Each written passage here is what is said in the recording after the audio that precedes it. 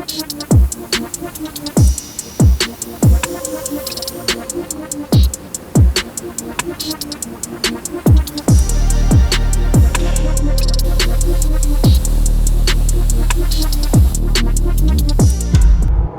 привет! Меня зовут Сергей Нево, и вы на канале Не Ноль. Мы закончили переделку на полный привод и установку твин-турбового V6 мотора на Mitsubishi Eclipse третьего поколения. Такой машины нет с завода, и мы делаем уникальный проект. И мы приступили к фазе, когда закончены все черновые работы, сделаны все крепления, установлены все переходники для крепления мотора, полного привода, кардана и всех остальных узлов. И теперь мы можем приступить к реставрации самого кузова.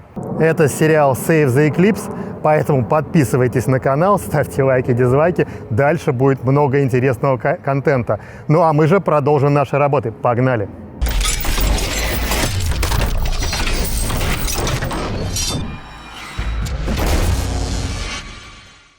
Но учитывая, что на пескоструйной обработке, как всегда, шумно и невозможно что-то записать, то мы уже добрались до нашей компании, в которой мы будем красить кузов.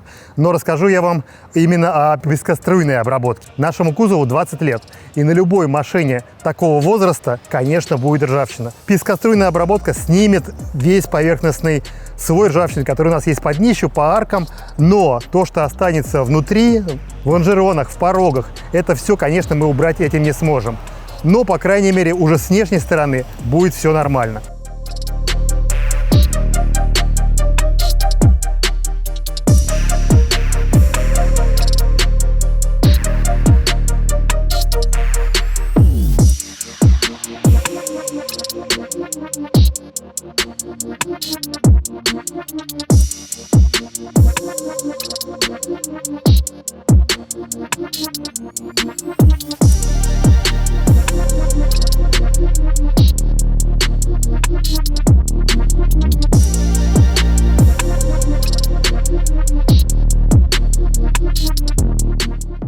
Мы очистили песком днище, все 4 арки, частично пол багажника, частично пол салона и все подкапотное пространство. Самую общую ржавчину мы сняли мелким песком, а то, что находилось в швах и там, где надо было каким-то образом снять герметик, то били дробью, точнее, это купершвак. Ну, конечно, часть оригинальной шумоизоляции осталась на кузове, потому что снять ее практически невозможно. Да, ее можно попробовать отковырять, но на самом деле, если она держится хорошо, то лучше ее не трогать. Под ней в большинстве случаев все нормально.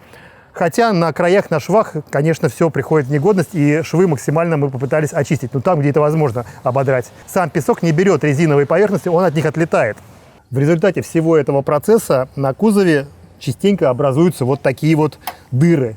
Это там, где металл уже проживел насквозь, он разрушился. Ну, то есть практически его не было, он держался там на частях ржавчины. И, конечно, их придется ремонтировать, придется латать. Частично вот на таких элементах, которые плоские, это поставим латки. А если бы элемент был несущий кузовной, то пришлось бы, конечно, его менять. Но благо на этом кузове, в принципе, все довольно-таки хорошо. Он вообще в очень хорошем состоянии.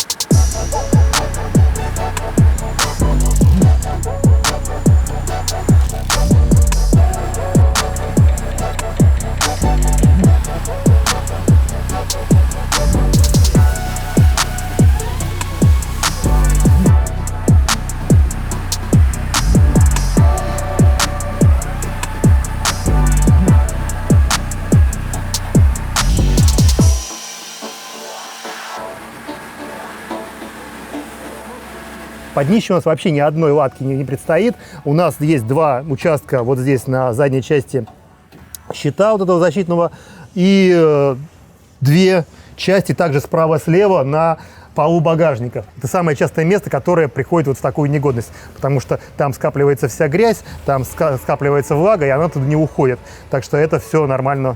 Очень удивительно, что остались живыми пороги.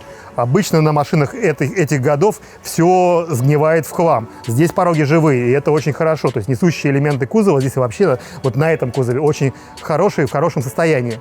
В передней части кузова под капотом, в принципе, все осталось цело, потому что чашки мы уже отремонтировали. Да, это был сейчас еще черновой вариант. Его сейчас мастера кузовного цеха приведут эти чашки в финальное красивое состояние.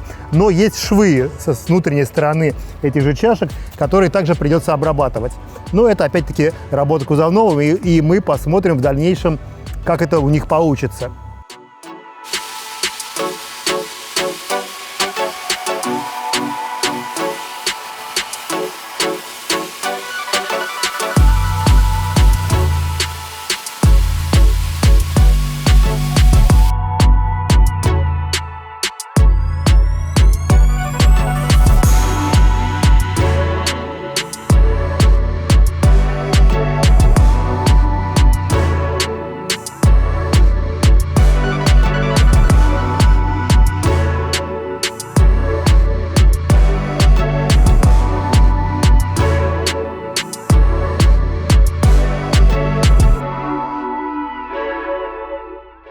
Сейчас для того, чтобы переместить кузов с пескоструйной обработки на покрасочные работы, мы его, конечно, покрыли грунтом.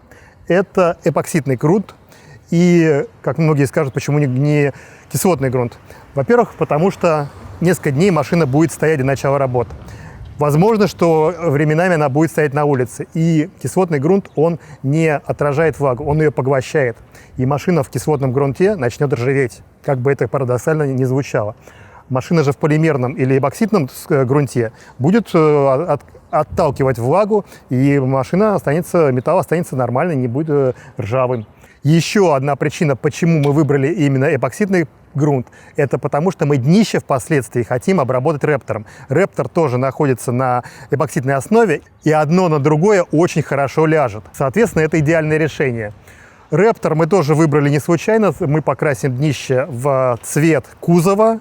И антикор, в принципе, как таковой, даже не нужен будет. Рептор – это такая эмаль, и она и обладает очень хорошими защитными свойствами. Конечно, швы изнутри и снаружи мы пройдемся и герметиком, и антикоррозийными составами, но в основном такое решение, оно очень практичное.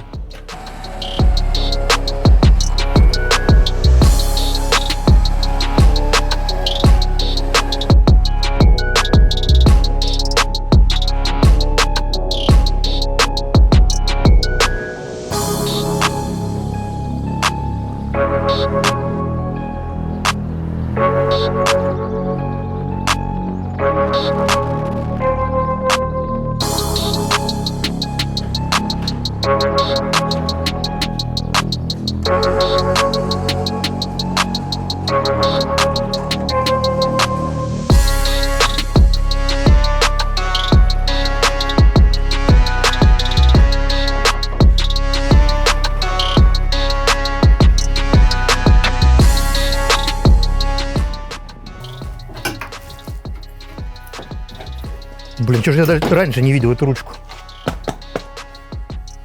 Салон мы также подготовили.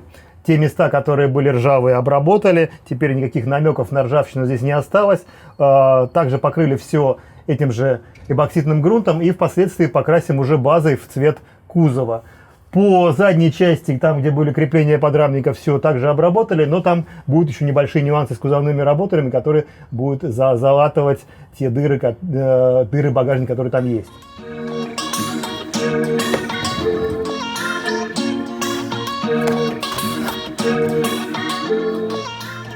Какой-то он странный.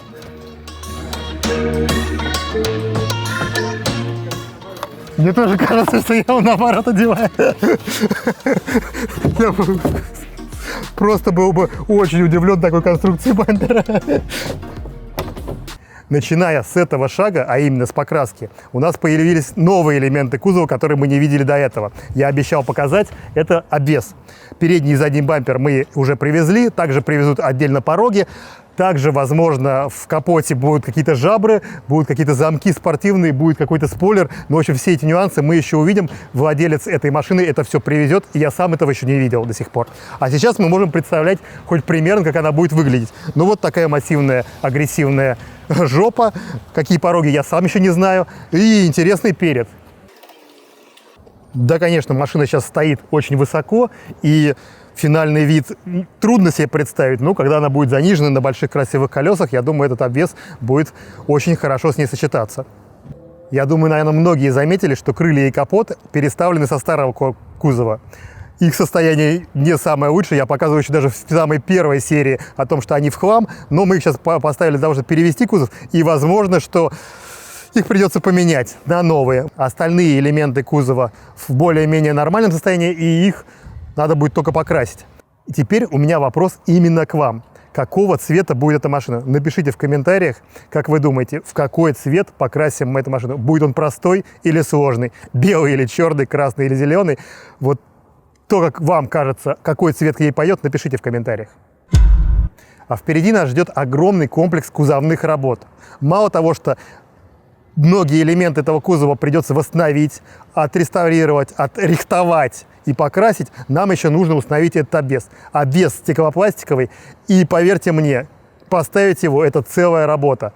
Он кривой, косой и вообще никакой, но зато красивый. И главное, что нравится ее владельцу. Поэтому ставить его придется по-любому. Ну а теперь последняя работа, которую предстоит сделать мне самому, это перетащить кузов в бокс. Дальше ей займутся специалисты. А вы же подписывайтесь на канал и ставьте лайки, она тяжелая.